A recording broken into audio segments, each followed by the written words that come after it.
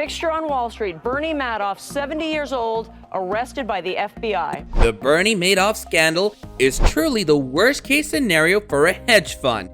Madoff was essentially running a Ponzi scheme with Bernard L. Madoff Investment Securities, LLC. Madoff was a well-respected investment professional throughout his career, although some observers questioned his legitimacy. He even served as chairman of the National Association of Securities Dealers, NASD, a self-regulatory organization for the securities industry, and helped to launch the NASDAQ exchange. Madoff admitted to his sons, who worked at the firm, that the asset management business was fraudulent and a big lie in 2008. It's estimated the fraud was around $65 billion. Madoff pleaded guilty to multiple federal crimes of fraud, money laundering, perjury, and theft. He was sentenced to 150 years in prison and a restitution amount of $170 billion. While many investors lost their money, some have been able to recover a portion of their assets. SAC Capital. SAC Capital, run by Stephen Cohen, was one of the leading hedge funds on Wall Street with $50 billion in assets under management at its peak. The SEC had been investigating the hedge fund for several years before conducting raids at offices of investment companies run by former SEC traders in 2010. Several traders at the fund were charged with insider trading from 2011 to 2014. Former portfolio manager Matthew Martoma was convicted of conspiracy and securities fraud in 2014. In total, 8 former employees of SAC Capital have been convicted. The SEC never brought charges against Cohen personally, although it did file a civil suit against SAC Capital in 2013. SAC Capital ultimately agreed to pay a $1.2 billion fine to stop managing outside money to settle the suit. As of January 2021, Cohen runs Point72 Asset Management, which manages his personal wealth of around $10 billion. The Galleon Group. Galleon was an exceptionally large hedge fund management group with over $7 billion in AUM before closing down in 2009. The fund was founded and run by Rajaratnam. Rajaratnam was arrested along with 5 others for fraud and insider trading in 2009. He was found guilty on 14 charges and sentenced to 11 years in prison in 2011. Over 50 people have been convicted or pleaded guilty in connection with the insider trading scheme. Rajaratnam was tipped off to an investment Warren Buffett was making in Goldman Sachs by Rajat Gupta, a former director at the investment firm. Rajaratnam bought shares in Goldman before the close of the market that day. The deal was announced that evening. Rajaratnam then sold the shares the next morning, making around $900,000 in profit. Rajaratnam had a similar pattern of trading with other stocks, with a ring of insiders who supplied him with material information from which he was able to profit. Long-Term Capital Management. Long-Term Capital Management, LTCM, was a large hedge fund led by Nobel Prize-winning economists and renowned Wall Street traders. The firm was widely successful from 1994 to 1998, attracting more than $1 billion of investor capital with the promise of an arbitrage strategy that could take advantage of temporary changes in market behavior and theoretically reduce the risk level to zero. But the fund nearly collapsed the global financial system in 1998. This was due to LTCM's highly leveraged trading strategies that failed to pan out. Ultimately, LTCM had to be bailed out by a consortium of Wall Street banks in order to prevent systemic contagion. If LTCM had gone to default, it would have triggered a global financial crisis due to the massive write-offs its creditors would have had to make. In September 1998, the fund, which continued to sustain losses, was bailed out with the help of the Federal Reserve. Then, its creditors took over and a systematic meltdown of the market was prevented. Pequot Capital.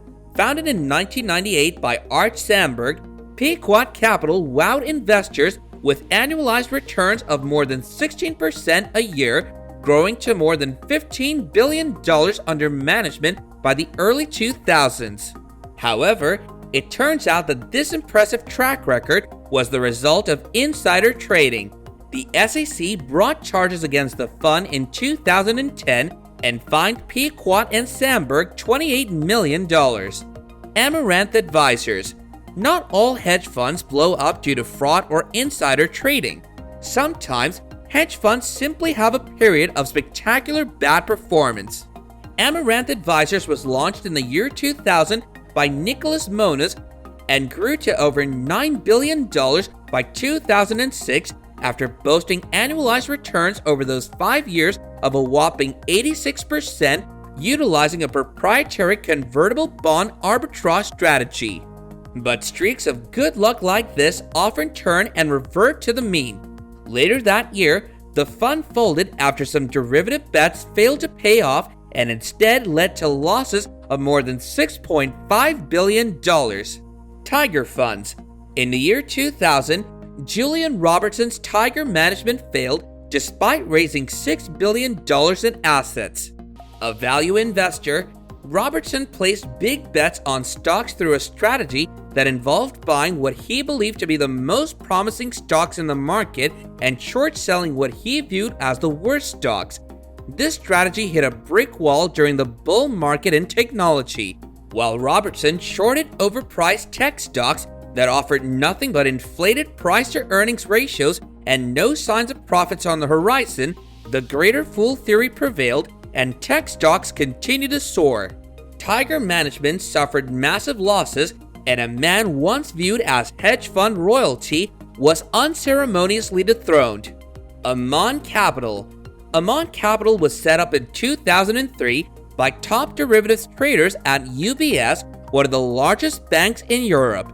It was intended to become Singapore's flagship in the hedge fund business, but leveraged trades in credit derivatives resulted in an estimated loss of hundreds of millions of dollars. The fund had only $242 million in assets remaining by March 2005. Investors continued to redeem assets, and the fund closed its doors in June 2005, issuing a statement published by London's Financial Times that the fund is no longer trading. It also stated that whatever capital was left would be distributed to investors. Marin Capital. This high-flying California-based hedge fund attracted $1.7 billion in capital and put it to work using credit arbitrage and convertible arbitrage to make a large bet on General Motors. Credit arbitrage managers invest in debt. When a company is concerned that one of its customers may not be able to repay a loan, the company can protect itself against loss by transferring the credit risk to another party. In many cases, the other party is a hedge fund. With convertible arbitrage, the fund manager purchases convertible bonds which can be redeemed for shares of common stock and shorts the underlying stock in the hope of making a profit on the price difference between the securities.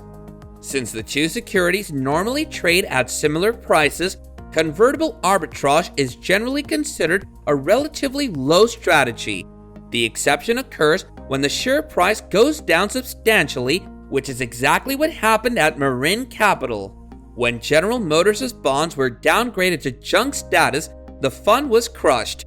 On June 14, 2005, the fund's management sent a letter to shareholders informing them that the fund would close due to a lack of suitable investment opportunities. Bailey Coates Cromwell Fund. Bailey Coates Cromwell is an event-driven multi-strategy fund based in London. In 2005, the fund was laid low by a series of bad bets on the movements of U.S. stocks, supposedly involving the shares of Morgan Stanley, Cablevision Systems, Gateway Computers, and LeBron Key. Poor decision-making involving leveraged trades topped 20% off a $1.3 billion portfolio in a matter of months. Investors bolted for the door, and in June 2005, the fund ultimately dissolved.